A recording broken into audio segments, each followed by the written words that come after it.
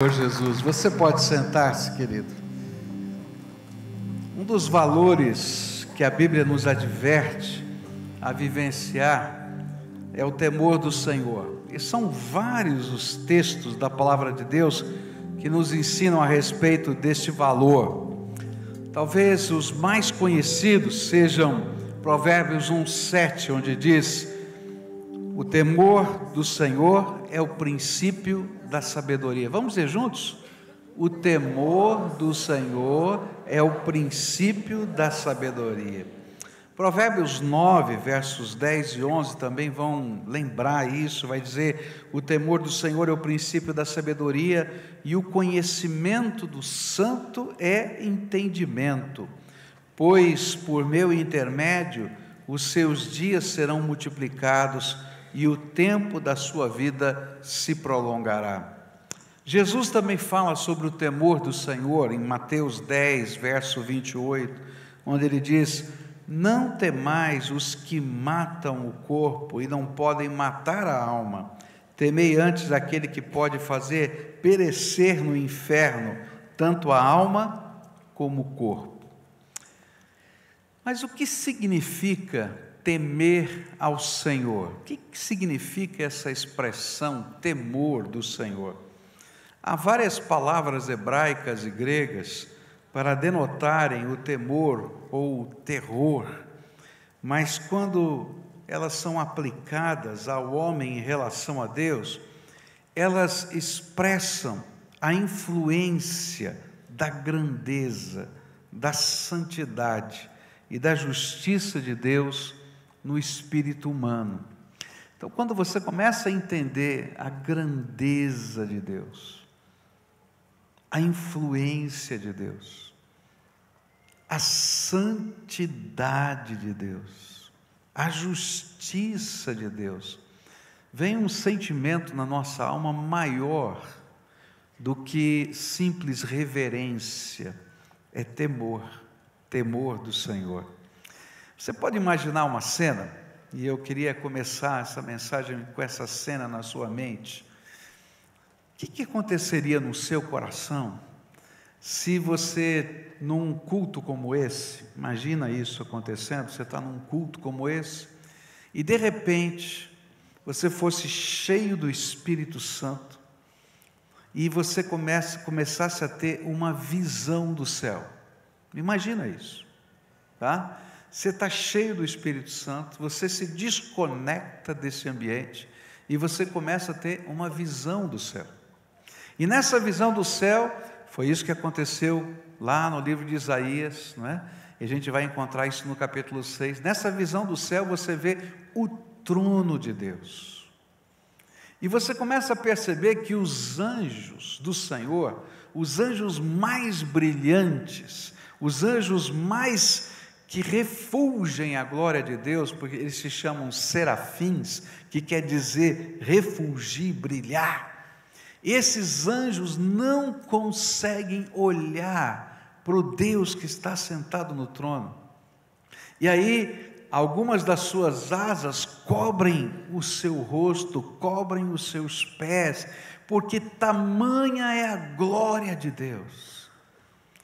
Quando a gente tem essa percepção de quem é Deus, de quem é como é a sua glória, da santidade de Deus, da justiça de Deus, a gente tem um sentimento de reverência e de temor.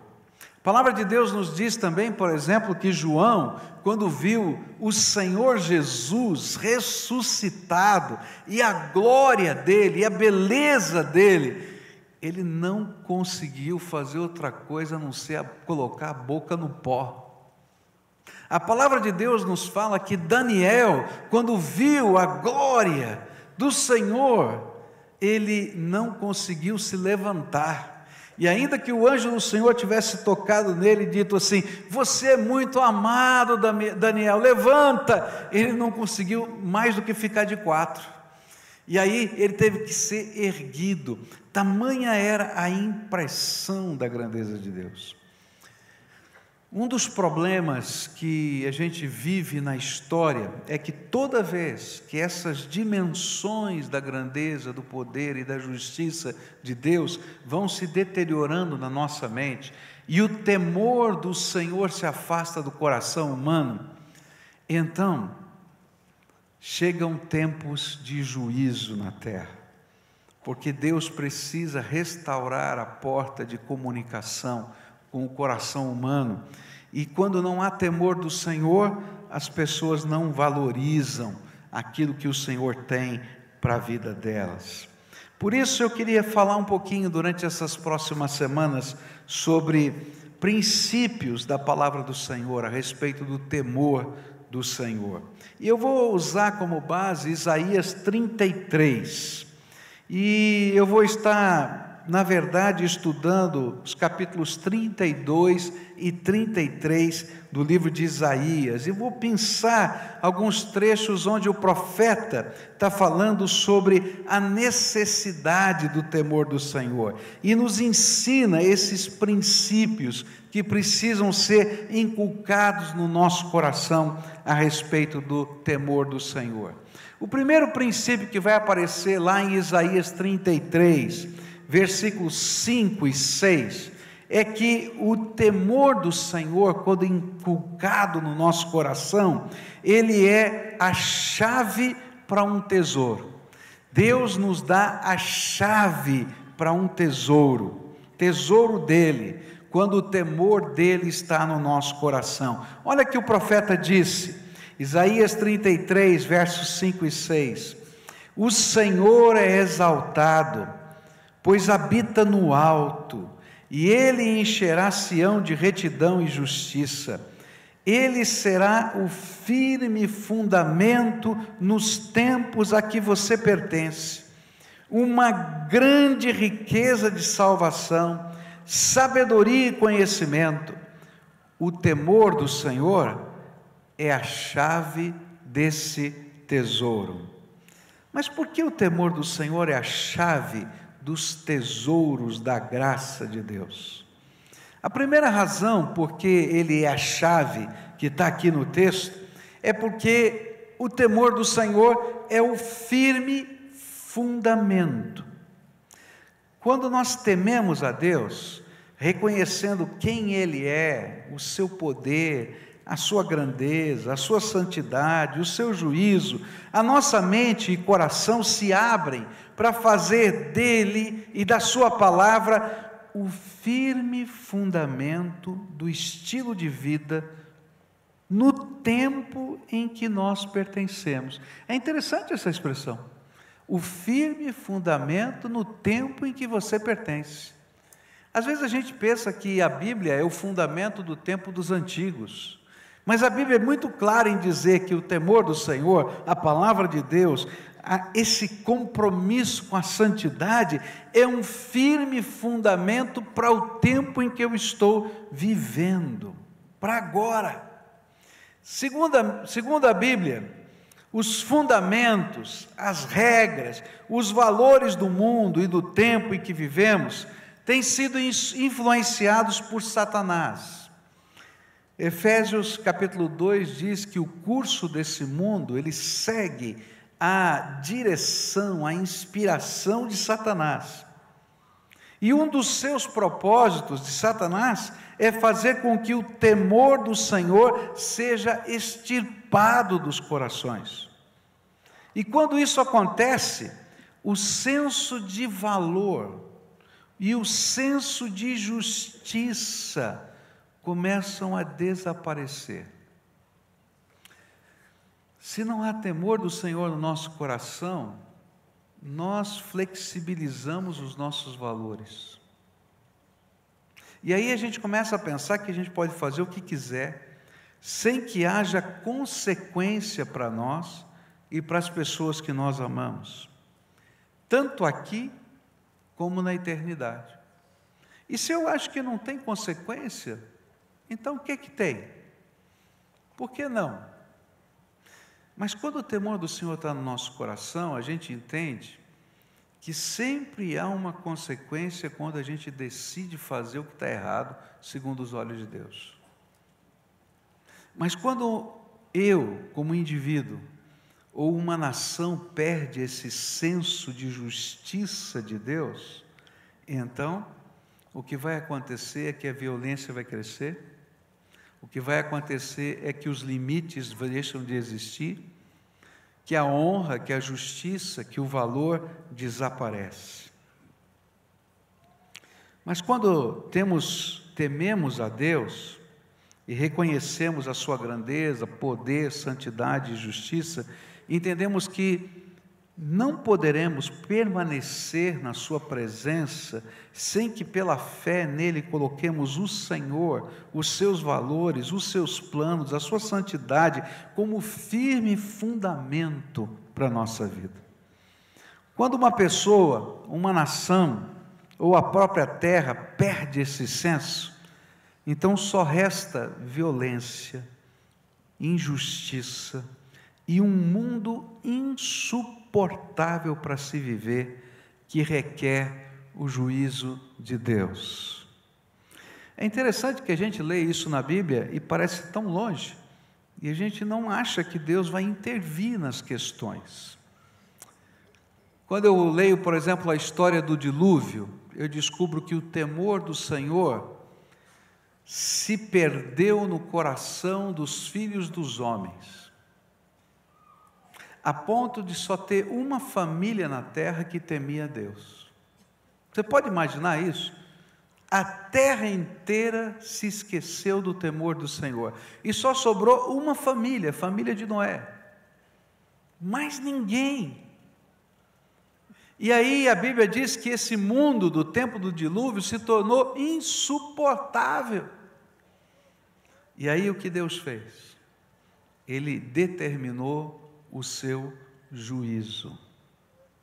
A chuva veio, toda a humanidade e toda a criação foram condenadas para aquele tempo.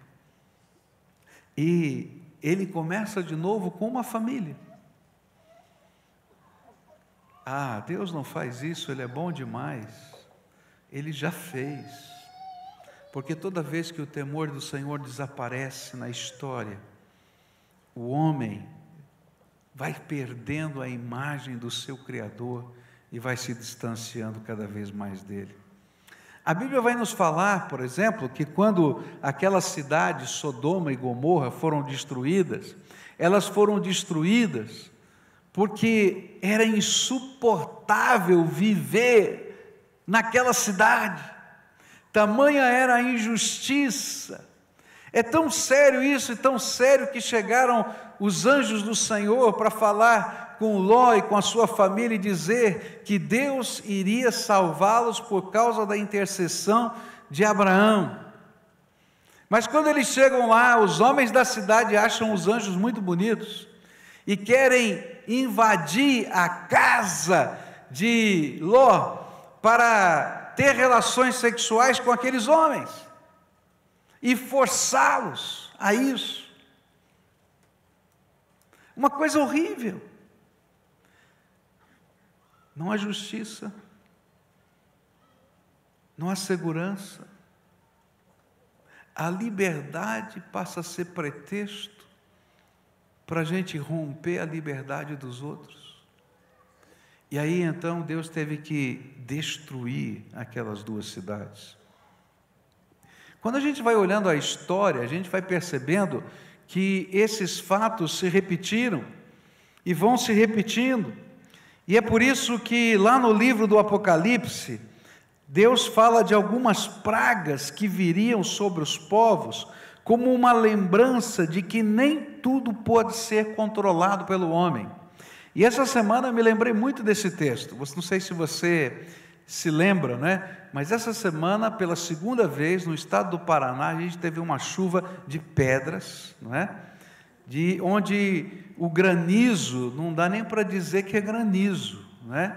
Era do tamanho de uma laranja. As pedras que caíram do céu eram do tamanho de uma laranja. E eu me lembrei desse texto do livro do Apocalipse. Olha só que coisa tremenda.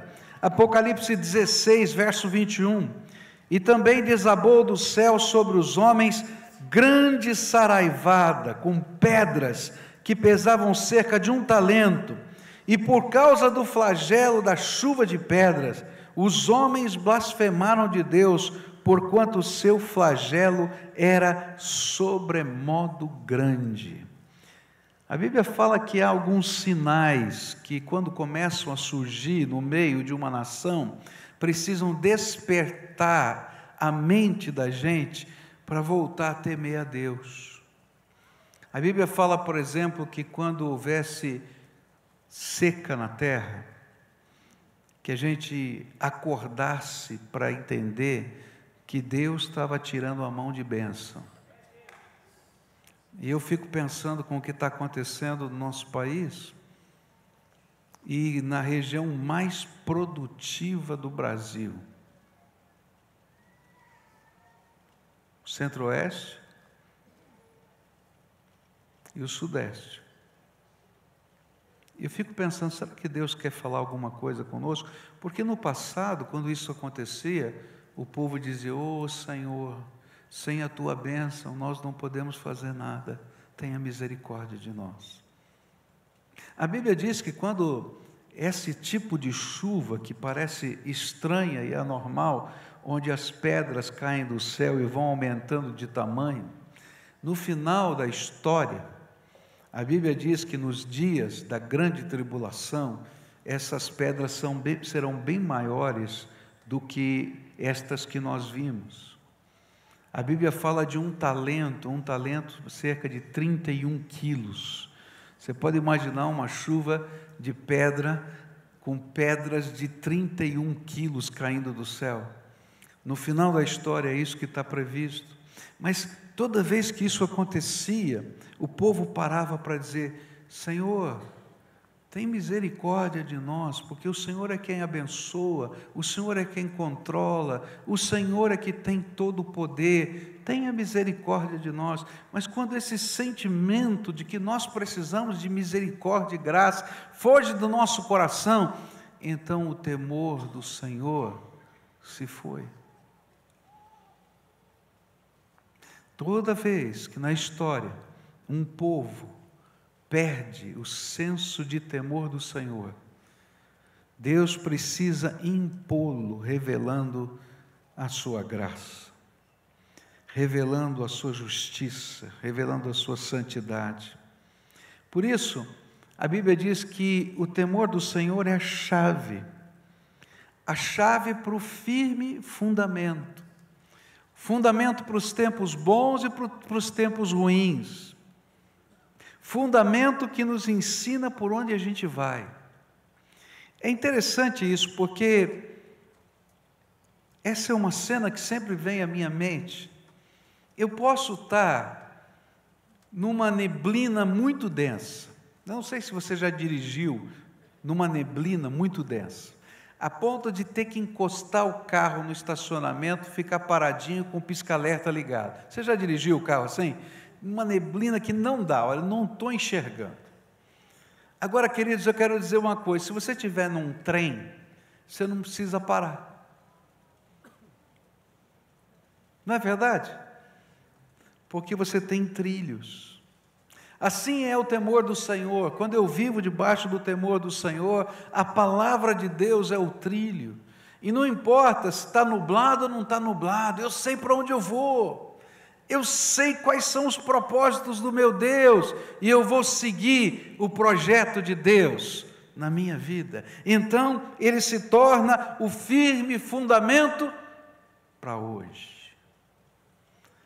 O que a Bíblia está dizendo é que tem um tesouro que precisa estar, a chave está na sua mão, e essa chave é o temor do Senhor, que vai pegar a palavra de Deus e vai transformar em firme fundamento para a sua vida. Caso contrário, você está nesse mundo, numa estrada, numa neblina que você não consegue saber o que vai fazer, e vai ter que parar no tempo e no espaço. Mas a Bíblia fala que essa chave abre o tesouro de outras riquezas de Deus, não apenas do fundamento, mas de riquezas de Deus. E é justamente isto que promete a palavra de Deus. Que riquezas são estas? A Bíblia vai falar que a primeira riqueza é salvação. O profeta expressava salvação como uma intervenção de socorro, onde a misericórdia e a graça de Deus se derramariam sobre o que teme ao Senhor. O profeta aqui estava dizendo: olha, Deus vai ser o Salvador em toda e qualquer circunstância da vida. Isto valia para o dia a dia, como também para a eternidade. Salvação, no conceito bíblico, é viver debaixo do shalom de Deus, ou viver debaixo da paz do Senhor, ou seja, na plenitude da graça de Deus. Salvação é ter Jesus ao lado como Senhor, como Salvador, como companheiro, como mestre, todos os dias, em todas as circunstâncias. Mas salvação é também ter Jesus ao nosso lado naquele dia, quando passarmos pelo juízo eterno de Deus, onde céu ou inferno se tornarão o destino da nossa alma. E o que a Bíblia está dizendo é que sem temor do Senhor não há salvação. Pois sem temor do Senhor, o homem não crê que precise ser salvo. Eu me lembro de um dia que eu fui visitar uma senhora tremendamente piedosa. A gente lá na casa dela podia ver vários símbolos da sua religiosidade. Ela estava muito enferma. E ela então, envergonhada, olhou para mim e disse assim: pastor, posso fazer uma pergunta para o senhor? Eu disse: pois não, se eu souber. Ela disse assim: por que a gente chama Jesus de Salvador? E aí me veio uma tristeza tremenda, porque às vezes a gente está rodeado de símbolos religiosos e a gente não entende a essência da salvação. Sabe por quê? Porque nos falta o temor do Senhor. Sabe por que eu preciso de um Salvador? Porque eu sou um pecador perdido. Ah, mas eu sou uma pessoa boa, de bem. Mas você tem algum pecado? Tem alguém aqui que não tem nenhum pecado? Tá, olha, eu quero conhecer, viu? Porque não existe. A Bíblia diz que não existe. E a Bíblia diz que basta um pecado para a gente não passar pelo juízo de Deus. Um só. E aí, eu começo a entender que eu estou perdido. E se eu estou perdido, eu preciso de uma intervenção salvadora. Quando eu era garoto, eu estava com o meu irmãozinho e minha irmã num barquinho no meio de um lago. Eu tinha 9 anos de idade. Eu estava sozinho no meio do lago. O que eu estava fazendo lá? Não sei. Mas eu estava lá. Minha irmãzinha tem 3 anos de diferença, tinha 6 anos. Meu outro irmão tem mais 2 anos, então você faz a conta aí, 4 anos. 3 crianças no meio de um lago, num barquinho. E de repente o barquinho virou.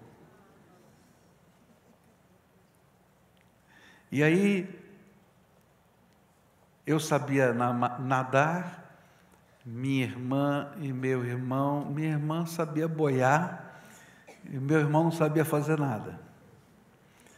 E aí bateu o desespero, você está no meio do lago, com os dois. E o que vai acontecer? Você tem a nítida sensação de morte. Para alguém, porque não tem braço para todo mundo. E aí, viram lá na beira do lago, meu pai e mais uma pessoa, e vieram nadando para nos salvar. Cada um pegou um e eu voltei nadando. Mas que coisa boa quando eles chegaram perto. Porque eu estava perdido. Sabe, o temor do Senhor nos faz ter essa sensação: sem a presença de Deus eu estou perdido, e eu preciso de um Salvador para hoje. E essa ideia de Isaías, quando ele fala de salvação, é uma intervenção de Deus na minha vida, mas eu preciso de um Salvador para a eternidade. A palavra de Deus vai falar nesse próprio texto: quem pode enfrentar o fogo consumidor? Se você ler o capítulo 33 de Isaías, ele vai dizer assim: quem pode enfrentar o fogo consumidor da presença de Deus? Naquele dia do juízo, queridos, em que a gente vai ter a cena que eu falei no começo desse culto, de ver o trono de Deus e ver os anjos do Senhor cobrindo a sua face, e você vai olhar para si mesmo e se ver como você é aos olhos de Deus, pecador perdido.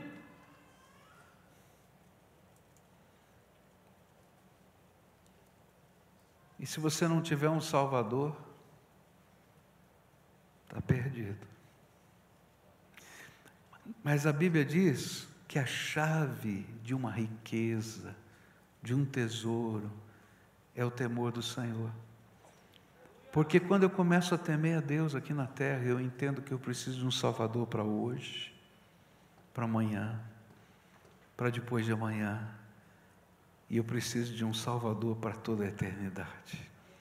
E aí eu começo a buscar a misericórdia de Deus, a graça de Deus, coloco sobre meus pés os fundamentos da palavra de Deus, porque sou eu quem preciso dele. Sabe, quando Jesus passou pela estrada de Jericó, tinha um homem chamado Bartimeu. Para mim essa cena é lindíssima. Esse homem era cego. Esse homem estava lá e pergunta: que tumulto é esse? E eles dizem para o cego que está lá esmolando no meio do caminho: é o mestre, o professor da lei, é o profeta, é aquele ungido de Deus que tem feito tantas coisas extraordinárias no meio da gente. É Jesus que está passando aqui. E Bartimeu não tem nenhum temor, ele se levanta e começa a gritar. Você sabe que eu fico pensando, né? Então eu fico imaginando o texto. Para mim foi mais ou menos assim: ele não está enxergando nada, ele não sabe se Jesus está aqui, está ali, está lá, e ele começa a dizer: Jesus, filho de Davi, tem misericórdia de mim! Jesus, filho de Davi, tem misericórdia de mim!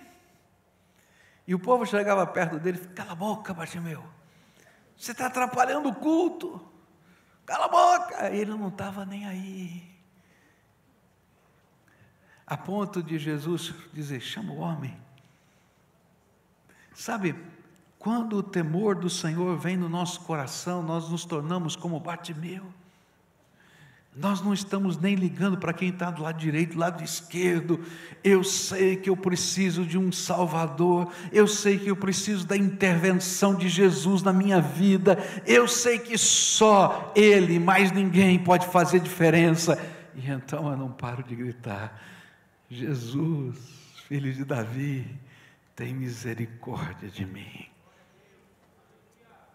E aí, a chave da salvação é colocada nas nossas mãos, porque a Bíblia fala que para a gente ter salvação é preciso que duas coisas estejam no nosso coração: que a gente tenha arrependimento, que é fruto do temor do Senhor, de entender quem eu sou, que eu sou pecador, que isso é pura graça, e fé, que Jesus é o único que pode intervir na minha vida.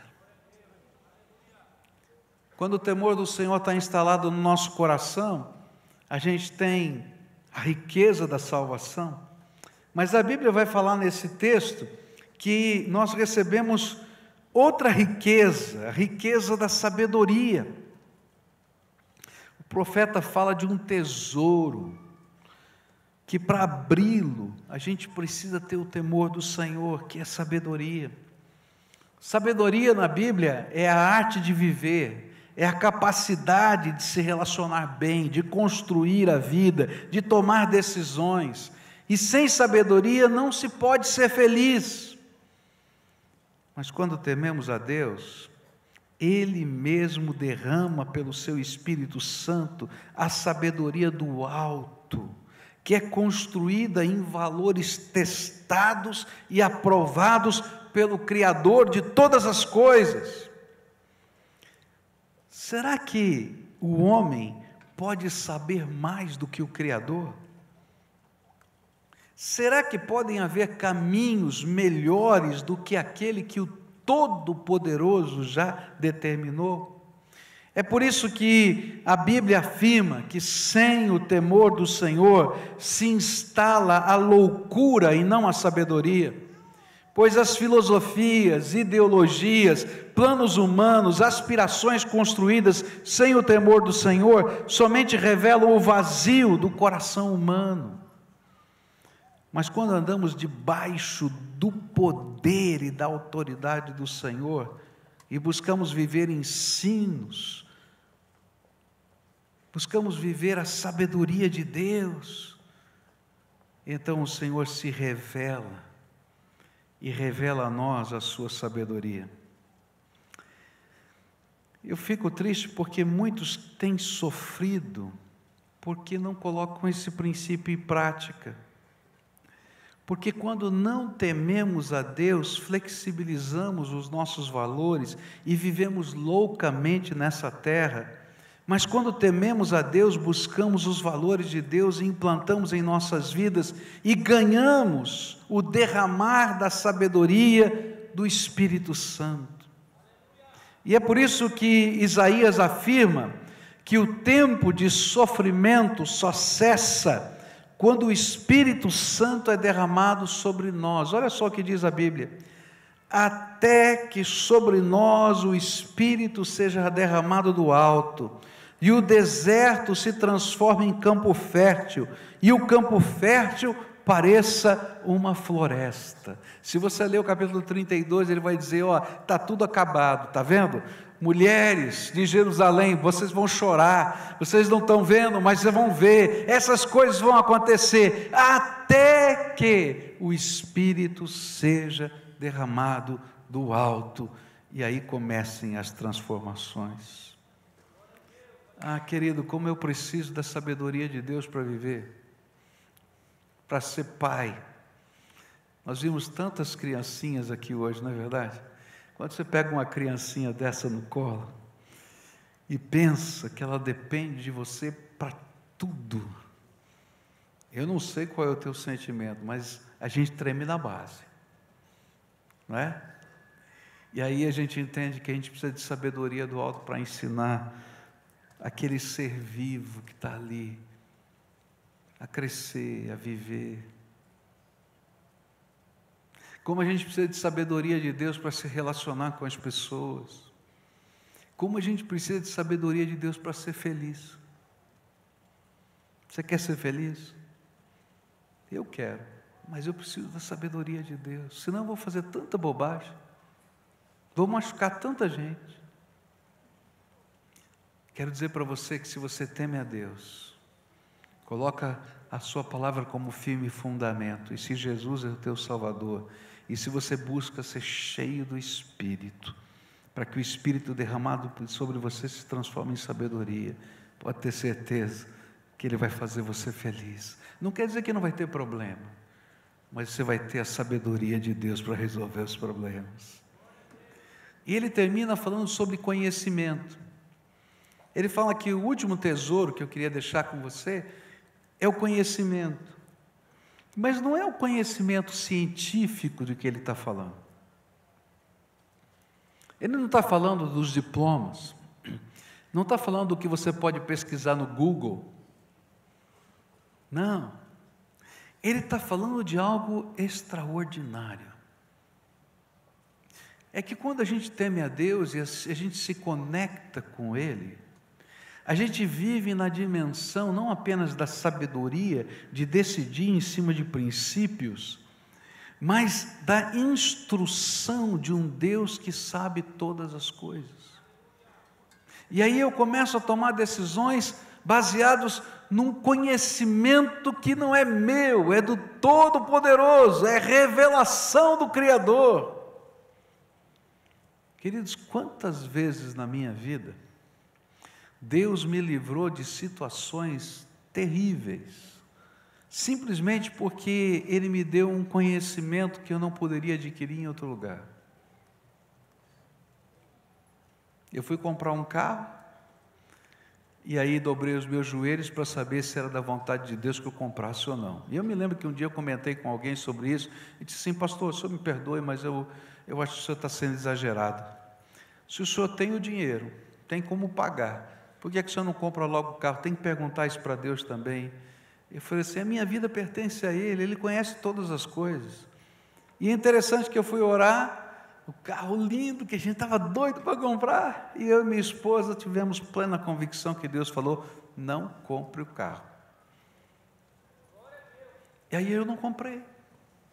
Alguns meses depois, o meu sogro perdeu tudo que tinha, e nós nos sentimos no dever de ajudá-lo financeiramente. E se eu tivesse comprado aquele carro, eu tinha assumido compromissos financeiros que eu não poderia ajudá-lo. E aí então um olhou para o outro e disse: louvado seja Deus, porque isso é conhecimento de um Deus que se revela. Você está entendendo? A gente toma decisões, às vezes que não é somente a sabedoria, onde você tem as coisas, você tem os princípios e você decide, mas é intervenção de Deus falando de coisas que eu não sei, que eu não vou compreender na sua plenitude, mas é conhecimento de Deus. Quantas vezes no aconselhamento pastoral acontece isso? Às vezes eu estou sentado e o Espírito Santo de Deus fala assim: pergunta isso. Eu digo: Senhor, mas não tem sentido essa pergunta, não é nada disso. E de repente aquela pergunta é feita e aquele coração se arrebenta, porque era o ponto, era o foco, era o lugar. Isso é conhecimento. É aquela antecipação de Deus, quando Ele está falando com o seu Espírito através da sua grande sabedoria ao nosso coração. Isso se aplica à minha vida, aplica ao ministério, aplica ao dia a dia. E se você perguntar, é percepção? Não. É Deus revelando o seu conhecimento. Mas para isso, querido, você precisa ter temor do Senhor.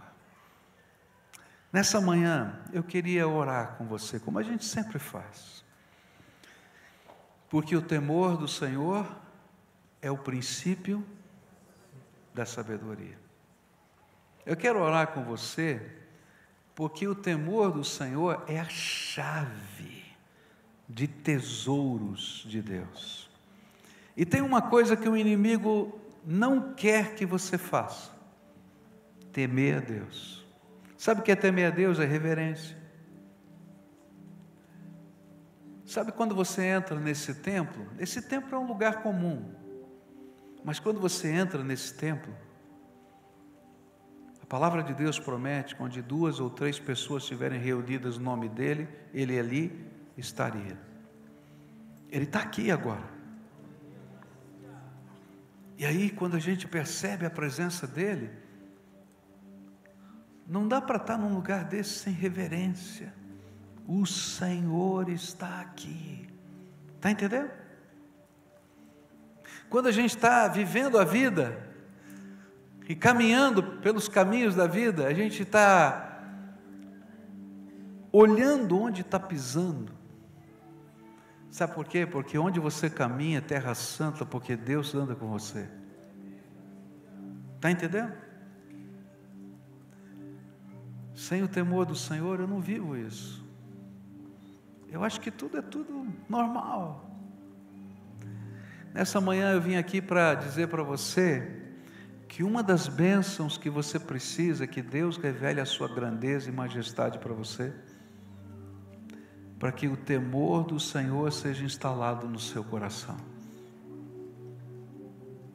Que você reconheça que Ele é Deus, que a glória dEle é tremenda. Nessa manhã, o Espírito Santo me manda aqui para dizer para você: olha, você precisa de uma chave, de um tesouro, o tesouro de um firme fundamento, de uma salvação, de uma sabedoria, de um conhecimento, que só Deus pode te dar. Mas se você não estiver disposto a temer o Senhor suficientemente para abrir mão de outras coisas, essa chave sai, cai, vai embora.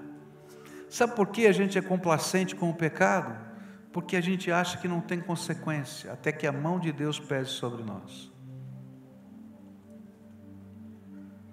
Nessa manhã, hoje, eu queria convidar você a tomar uma decisão radical.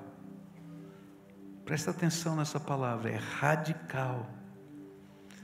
Jesus vai ser o Senhor da minha vida, porque quem precisa dele sou eu. Quem precisa da intervenção dele sou eu. Quem precisa da misericórdia dele sou eu. Quem precisa do firme fundamento para o tempo presente sou eu. Quem precisa de salvação e intervenção hoje para toda a eternidade sou eu. Quem precisa de sabedoria sou eu. Quem precisa de conhecimento sou eu. E sem ele, eu não posso fazer nada. Então nessa manhã eu queria orar com pessoas que estejam vivendo dois sentimentos, arrependimento e fé. Arrependimento porque reconhecem que não têm vivido assim. E fé porque sabem que podem viver assim e que a graça de Deus pode manifestar-se na sua vida.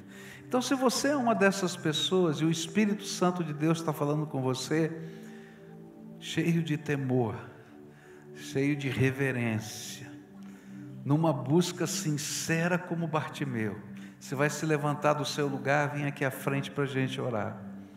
E eu sempre digo por que eu chamo você aqui à frente, vou repetir outra vez, não é porque esse lugar é santo, nem porque a mão do pastor é poderosa, mas é porque se você não é capaz de temer o Senhor para ouvir a voz dele dentro de um templo e obedecê-lo, você não vai temer o Senhor para ouvir a voz dele e obedecê-lo quando você sair lá fora. Então se o Espírito de Deus está falando com você, vai descendo aqui. Hoje é dia de confissão, de entrega, de busca, dizer: eu estou precisando dessa chave, Senhor, eu preciso abrir a porta da salvação, eu preciso abrir a porta da sabedoria, eu preciso abrir a porta do conhecimento. Revela-me a tua pessoa, Senhor, revela-me. Então se o Espírito de Deus está falando, vai saindo do seu lugar. Eu quero orar com você, quero entregar a sua vida ao Senhor, quero apresentar você ao Criador e pedir a intervenção do Todo-Poderoso. Onde você estiver, se o Espírito de Deus está falando com você, pede licença. Se tiver uma família, uma casa, que está sentindo a necessidade dessa intervenção de Deus, vai dizer: vamos juntos, a nossa casa precisa de um firme fundamento. Marido e mulher, se a vida de vocês está quebrada, vocês estão precisando de salvação, venham juntos e digam: Senhor, tenha misericórdia, tenha misericórdia, Senhor, tenha misericórdia, Senhor, tenha misericórdia, Senhor. Essa é a nossa oração. E infunde em mim a tua sabedoria, infunde em mim o conhecimento de quem o Senhor é, para que o temor do Senhor se revele na minha vida. Todos aqueles a quem o Espírito Santo está chamando, venham, em nome de Jesus, venham. Deus sabe, Deus conhece a tua busca, o que é que está acontecendo no teu coração. Não há avivamento que aconteça sem temor do Senhor instalado na alma. Porque a Bíblia diz: buscar-me-eis e me achareis quando me buscardes de todo o vosso coração. E sabe, a gente não busca de todo o coração, porque a gente às vezes não sente a necessidade de buscar de todo o coração. Mas quando o temor do Senhor se instala na nossa alma, a gente começa a buscar de toda a alma, de todo o entendimento, com todas as forças da nossa vida. Agora nós vamos orar. Alguns estão chegando aqui ainda, venham. Nós vamos orar ao Senhor juntos aqui. A primeira oração eu não posso fazer. É a oração onde você abre a porta do teu coração, onde aquilo que foi revelado para você, você vai falar com Deus. Aquilo que talvez você tenha flexibilizado na tua vida e que você achava que não fazia diferença, e que o Espírito Santo confrontou você, você vai ter que falar com Ele agora. Então abre o teu coração e conversa aquelas coisas que o Espírito aplicou na tua vida.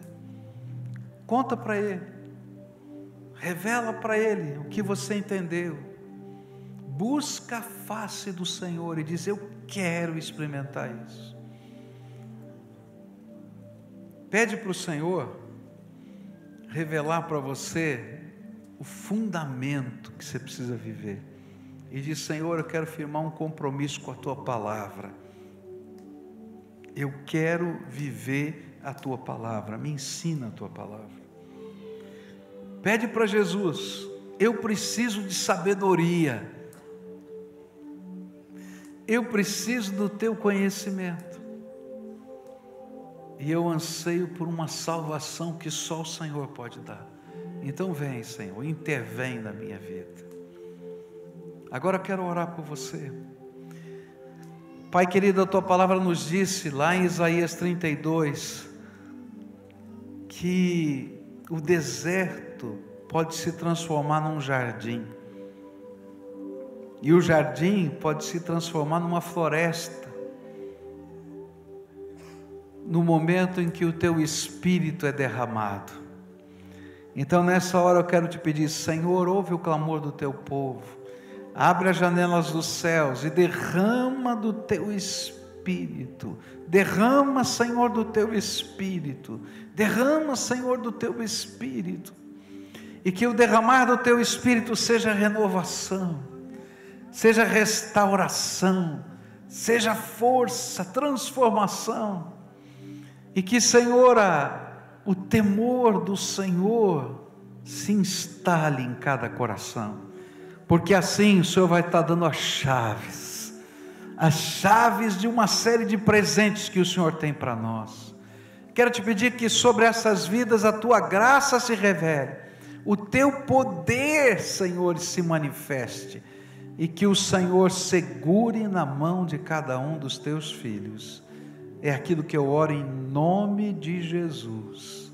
Amém e amém. Fica de pé, todo o povo de Deus. Dá a mão para quem está perto de você e diz assim: ó, você tem uma chave. Fala para eles, ó, você tem uma chave. Diz aí, dá a mão aí.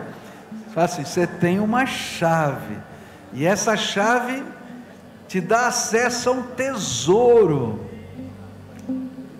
Teme a Deus aqui no seu coração, de verdade. Essa é a chave. E a gente teme a Deus não só na igreja. A gente teme a Deus quando a gente está no quarto da gente e a gente busca a face do Senhor. A gente teme a Deus quando a gente está andando pelo caminho, quando a gente está educando os filhos, quando a gente está pensando em ser o melhor esposo, a melhor esposa. A gente teme a Deus. Fala: Senhor, eu quero esse princípio na minha vida. Me ajuda? Me ajuda, Senhor. Firme fundamento, está na palavra. Abra a Bíblia, começa lá no Novo Testamento, começa a ler um pouquinho por dia, conforme a fome do teu coração, e diz: Senhor, eu preciso saber quais são os meus trilhos. Amém? Deus vai te dar graça.